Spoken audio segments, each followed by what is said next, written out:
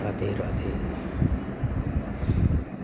आज हम बात करेंगे कन्या राशि के संदर्भ में, अर्थात कन्या राशि के गुण और अवगुण।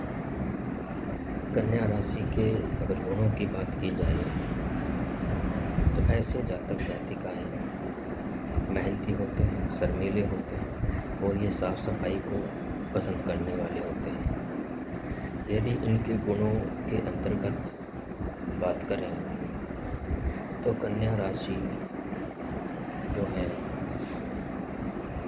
वो शर्मीले होते हैं, जिद्दी होते हैं, एक ही बात पर जिद करने वाले, टिकने वाले।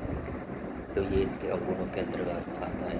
जो शर्मीलापन है इसे हम गुण और अवगुण दोनों श्रेणी में रख सकते हैं। यदि ये संतुलित मात्रा में है तो ये गुण ठीक है, और यदि शर्मीलापन आवश्यकता से अधिक हो जाता है तो इसे हम फिर एक दूसरे तरीके से ले सकते हैं।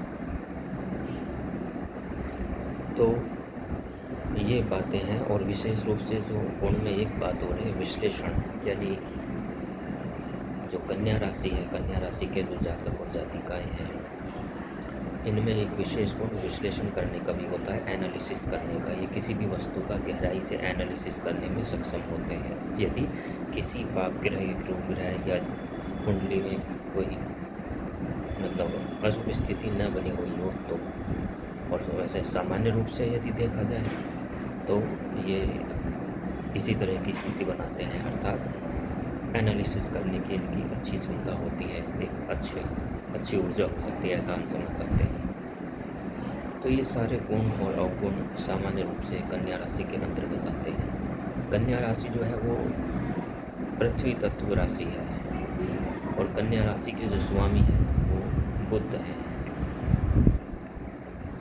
तो जैसे कि कन्या राशि के स्वामी बुध है और बुध कन्या राशि में उच्च के भी हो जाते हैं, तो कन्या राशि के जो जातक जातिका हैं इनकी बुद्धि भी अच्छी होती है, शुभकारी होती है, यदि उस पर अशुभ या क्रूर ग्रह आदि की दृष्टि ना हो, या कोई पापी ग्रह या कोई क्रूर ग्रह इत्यादि इनके साथ ना बैठा हुआ, या फिर भाव इत्यादि, अर्थात इन सब चीज़ों का, इन सब बातों का विचार किया जाता है।